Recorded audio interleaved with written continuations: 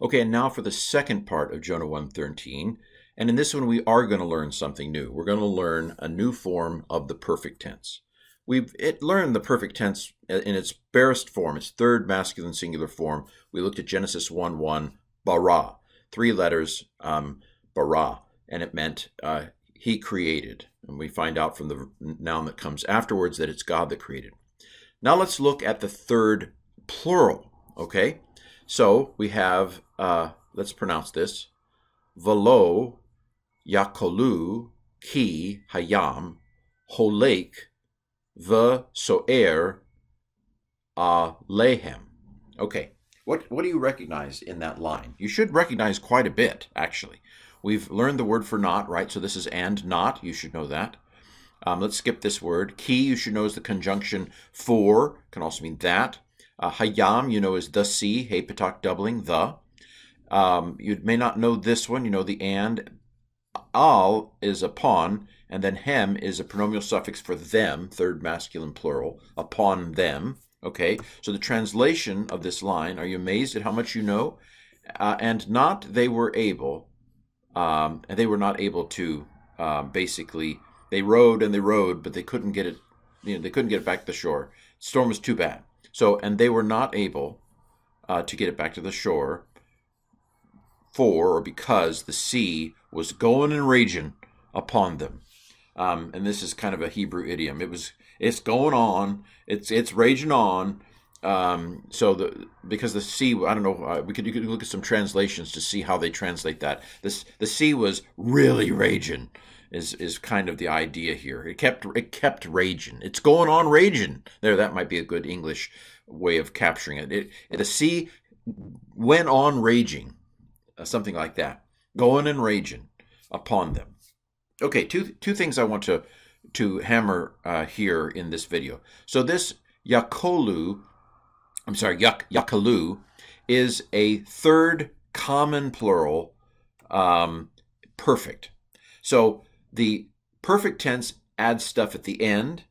The imperfect tense adds stuff at the beginning. Again, that's not a perfect memorization tool, but it'll get you in the door.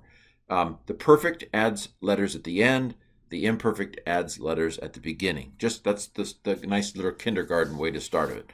So yakol it's the word to be able, not to be confused with akal, which is to eat. But anyway, so yakol is to be able, and then when you put the sharuk on the end, it's the they were able. Now this shouldn't be too hard, because in the video right before this, when we did the first part of Jonah, we had, actually I can show it to you because these are the same PowerPoints. We had this, okay, that went back too far. Back too far, Ken. Here we go. So this first word, remember we had a sharuk at the end and it was a they. So this was an imperfect third masculine plural, right? Now, here with the perfect, the third plural also adds a sharuk. So hopefully that'll stick in your mind, that when you put a sharuk at the end of a verb, it may make it plural, and it may make it at least masculine plural.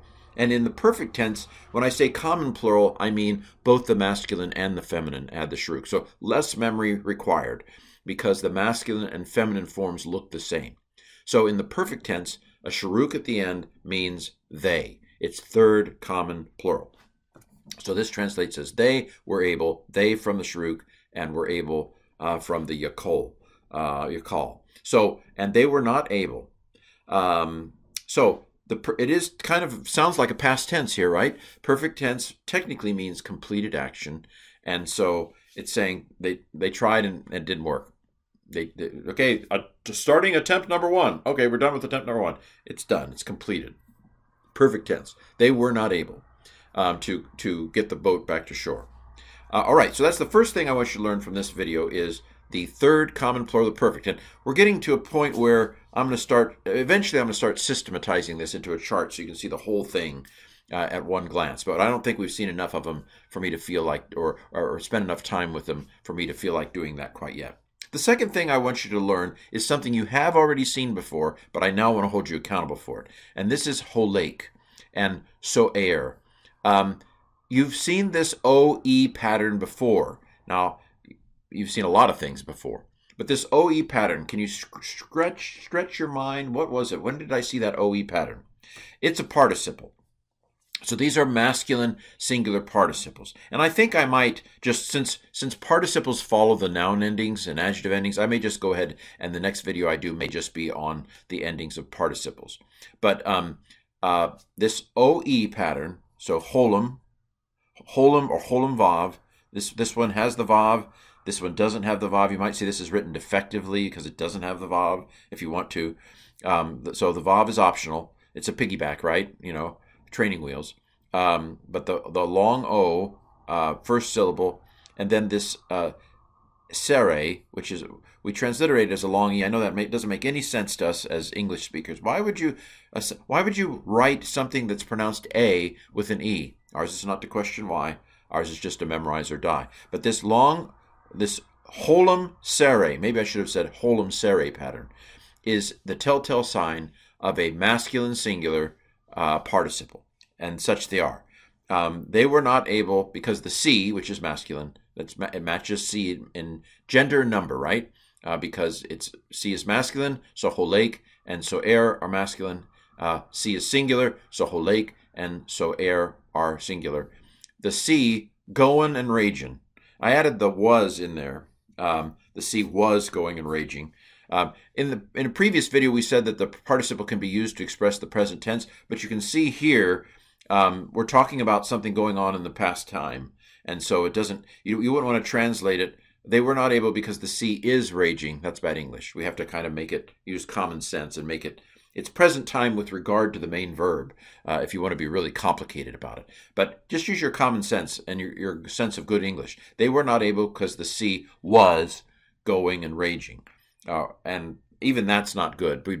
If we were making a new translation about it, we want to say the sea continued to rage or something along those lines. Well, this has been Jonah 1:13b, and we're making progress. Participles are up next.